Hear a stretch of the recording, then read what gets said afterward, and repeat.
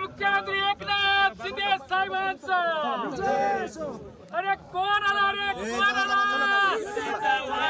अरे कोण आला रे कोण आला एकनाथ शिंदे साहेबांचा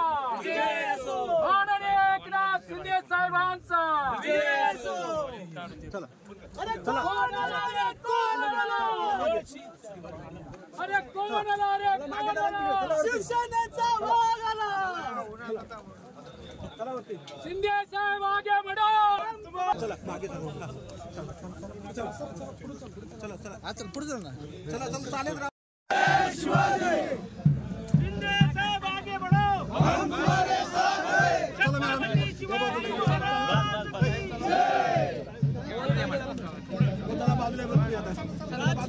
चला चला चला पुढे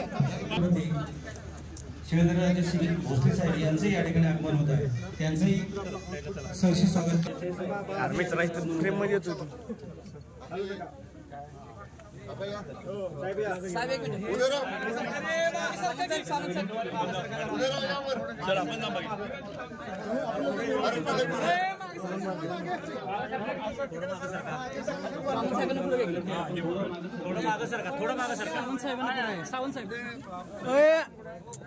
साहेब जाऊ आमदार साहेब आमदार साहेब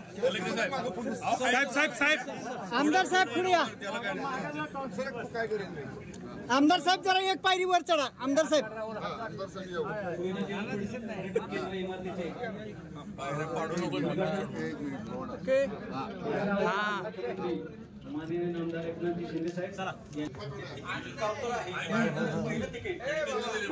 मुख्यमंत्री मोबाईल मागे हे घेत आहे कोयना पर्यटन वाडी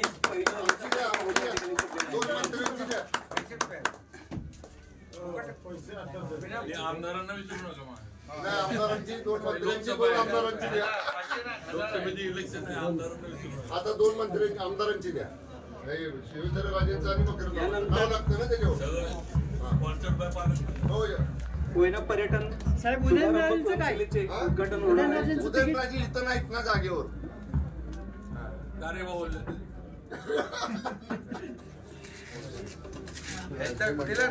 तिकीट काढलं उदय सामंत आमदार शिवेंद्रराजे सिंग भोसले हे तिकीट घेत आहेत महाराष्ट्र राज्याचे उद्योगमंत्री माननीय नानांना तिकीट देणार काय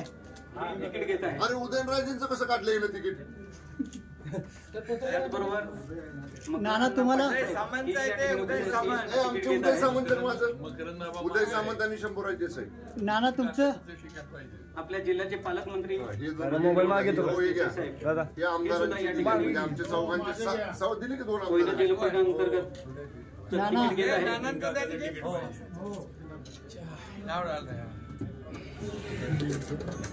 नाना शिंदे साहेबांच्या हस्ते तिकीट घेताय का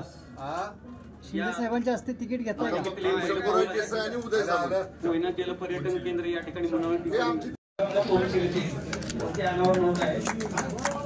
धन्यवाद साहेब फोटो घ्या महाराष्ट्राचे लाडके मुख्यमंत्री आदरणीय एकनाथ शिंदे साहेबांचा अजून मागे घ्या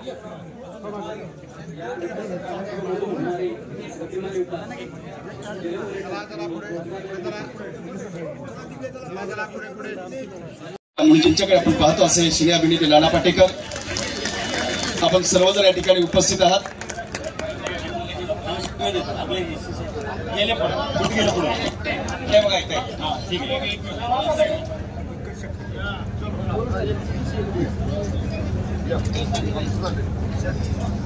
आपल्या आणि महाराष्ट्र राज्याचे मुख्यमंत्री आदरणीय एकनाथजी शिंदे साहेब आपण या ठिकाणी उपस्थित आहात आपला सन्मान विनंती करतो मराठी मनाचा आणि मराठा जनाचा अभिनेते आदरणीय नानाजी पाटेकर यांचं या ठिकाणी प्रथमतः स्वागत होत आहे मंडळी टाळ्यांच्या प्रचंड गजरामध्ये या सत्काराला आपण स्थान घालायचे मुख्यमंत्री साहेबांचा सन्मान होतोय आपल्या जिल्ह्याचे लाडके पालकमंत्री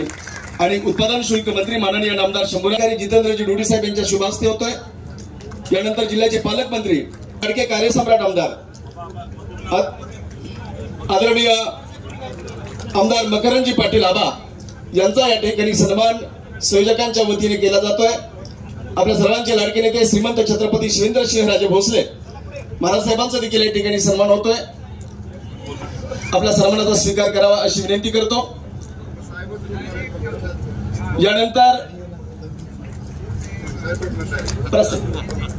यानंतर या कार्यक्रमाच्या सगळ्यांचं मी स्वागत करतो आणि आपल्या सर्वांच्या वतीनं पहिलं तर माननीय मुख्यमंत्री साहेब एकनाथजी शिंदे साहेब यांचं सगळ्यांनी हात वर करून टाळ्या वाजवून आभार मानावे की हा एवढा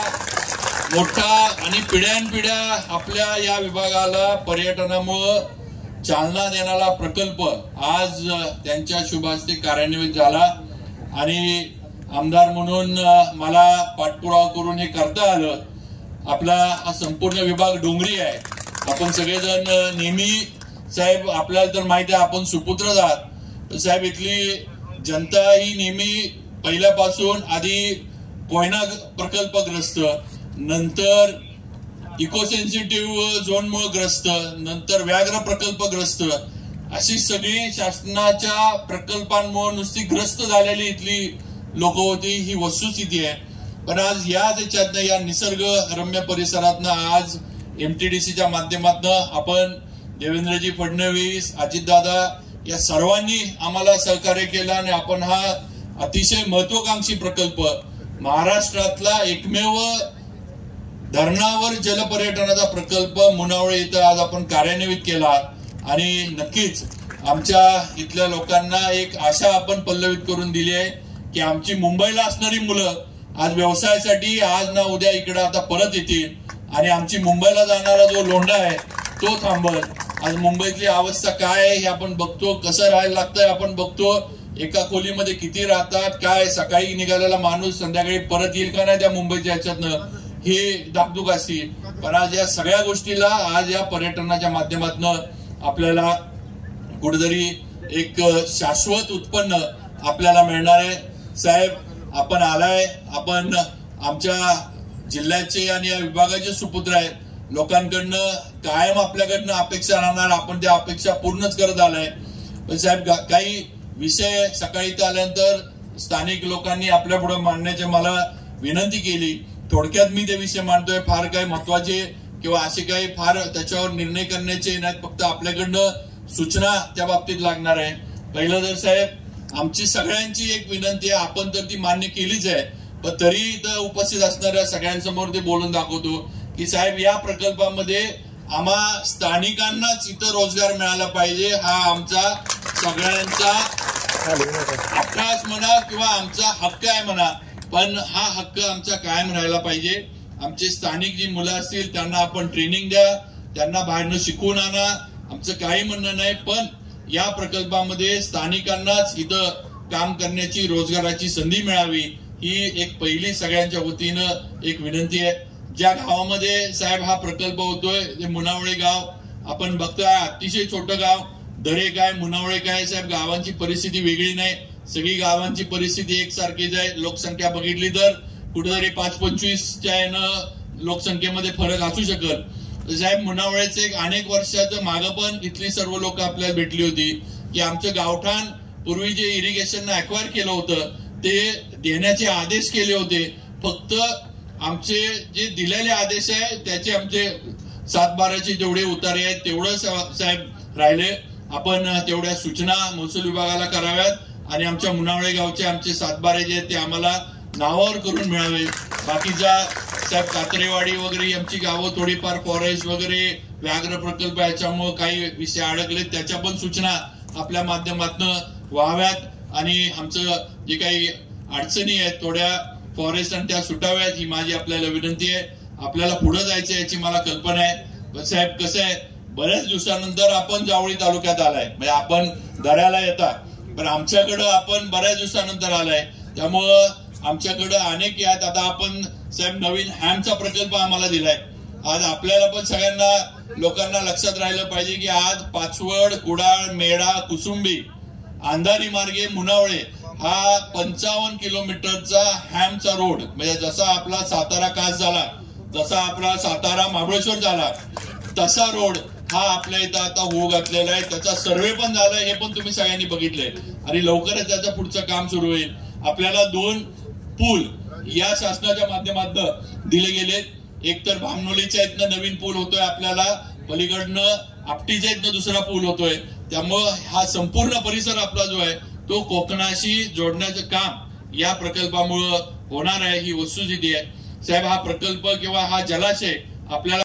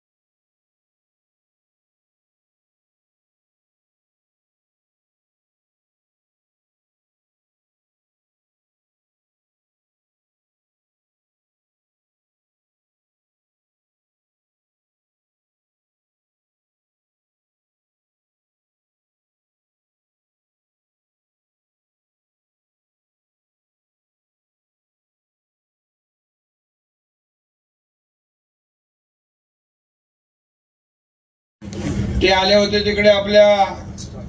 धरणातला धरण मुक्त गाळ मुक्त धरण आणि गाळयुक्त शिवार, पण त्यांना म्हणालो इकडे आपला एक देशातला हा पहिल्या नंबरचा हा जलक्रीडा पर्यटन केंद्र या ठिकाणी होत आहे आणि त्याबरोबर येताना सगळा निसर्ग पण तुम्ही बघा आणि खऱ्या अर्थाने निसर्गाचं वरदान लाभलेला हा आपला सगळा भाग आहे. आणि आज मला अतिशय आनंद होतोय की सुरुवातीला आपण गाळ काढण्याचं भूमिपूजन केलं. नाम फाउंडेशनच्या वतीने त्या ठिकाणी गेले अनेक वर्ष सरकार बरोबर ते काम करतायत आणि गेले अनेक वर्ष अनेक गावांमध्ये या जिल्ह्यामध्ये नाना पाटेकर यांच्या नाम फाउंडेशनचं काम फार मोठं आहे आणि म्हणून मी त्यांना सरकारच्या वतीने मनापासून धन्यवाद देतो, त्यांचे आभारही मानतो. खरं म्हणजे आज कलेक्टर यांना मी मागच्या वेळेस सांगितलं, मागच्या वर्षी देखील आपण गाळ काढला आणि अगदी आपल्याला वेळ कमी होता, पण सुरुवात केली आणि त्यांना सांगितलं पुढच्या वेळेस जसं पाणी खाली जाईल तसं आपल्याला गाळ काढला पाहिजे आणि आज त्याची सुरुवात झाली आहे. खूप मोठ्या प्रमाणावर या ठिकाणी मशिनरी, मॅनपॉवर सगळं लागेल आणि त्यांनी मला सांगितलं 10 TMC जवळपास पाणी साठा वाढेल आणि हे खाली फटाफट पाणी जातं, ते पाणी या ठिकाणी थांबून राहील. म्हणून या भागातल्या सर्व आपले किती गाव आहेत इथं 105 गावं जी आहेत या कांदात खोऱ्यामध्ये, यांना सगळ्यांना याचा लाभ मिळेल आणि म्हणून तो एक कार्यक्रम घेतला. त्यानंतर दुसरं बांबू लागवड झाली, बांबूचं व्हॅल्यू ऍडिशन चेन कशी तयार करायची, बांबू पासून आपण काय काय प्रॉडक्ट बनवू शकतो त्याचं एक ट्रेनिंग सेंटर त्या ठिकाणी केलं आणि मोठ्या प्रमाणावर जिल्हाधिकारी आणि सीओ आणि फॉरेस्टच्या आपल्या काय ते मॅडम त्या DFO या सगळ्यांनी मिळून याच्यामध्ये काम केलं. जवळपास 6,500 हेक्टर नाना बांबू लागवडीचं शेतकऱ्यांचं कन्सेंट घेतलेलं आहे. ही फार मोठी अचिव्हमेंट आहे आणि सर्वच अधिकारी आमचे काम करतात. अगदी SP, collector, CO, forest department एक अतिशय आणि MTDC कोऑर्डिनेशनने काम करतोय. आणि म्हणून ते बांबूचं एक झालं. त्यानंतर रेशीम त्या ठिकाणी टसर केंद्र पण केलं, रेशीम केंद्र. मला वाटतं या जिल्ह्यातलं ते पहिलं गाव असेल रेशीम गाव. दरे गावामध्ये त्यांनी सुरुवात केली आहे आणि फार मोठ्या प्रमाणावर लोकांना त्याचा फायदा होईल. आता फक्त दरे गावात नाही, आपल्या 105 गावात ते सगळं चालू करायचं आहे आणि सगळ्यांना त्याचा फायदा होईल. आणि इकडे पण करायचं बाबा, तिकडेच नाही, आपल्या या संपूर्ण 2 मतदारसंघ इकडे आहेत. एक मकरंदाबाचं पलीकडे आणि शिवेंद्र बाबाचं इकडे. आणि म्हणून या संपूर्ण भागामध्ये त्या रेशीम उत्पादन केंद्राचा फायदा होईल. बघितलं, आम्हाला त्यांनी दाखवलं. आणि त्याचबरोबर हे अतिशय मोठं हे जलक्रीडा केंद्र या ठिकाणी होत आहे. आणि मला वाटतं सह्याद्रीच्या कुशीमध्ये खरं म्हणजे एकापेक्षा एक अशी निसर्ग स्थळं लपलेली आहेत आणि पोटेन्शियल खूप आहे, सगळं आहे. परंतु कुणीतरी इच्छाशक्ती दाखवायला पाहिजे. आणि मला आनंद आहे, अभिमान पण आहे. मी या शेतकऱ्याचा एका कुटुंबातला मुलगा, आज या मातीमधला जन्मलेला मुलगा. मला या मातीतल्या लोकांची सेवा करण्याची संधी मला मिळते आहे, हे माझं भाग्य आहे. आणि म्हणून अनेक निर्णय घेतले आपण. 40 वर्षानंतर एक जो ऑफिशियल सिक्रेट ऍक्ट होता तो पूर्णपणे 90 किलोमीटर हे बॅकवॉटर आहे कोयनेचं धरणापासून, इथं काहीच करू शकत नव्हतो. परंतु याची सुरुवात प्रयत्न आधीपासून सुरू झाला.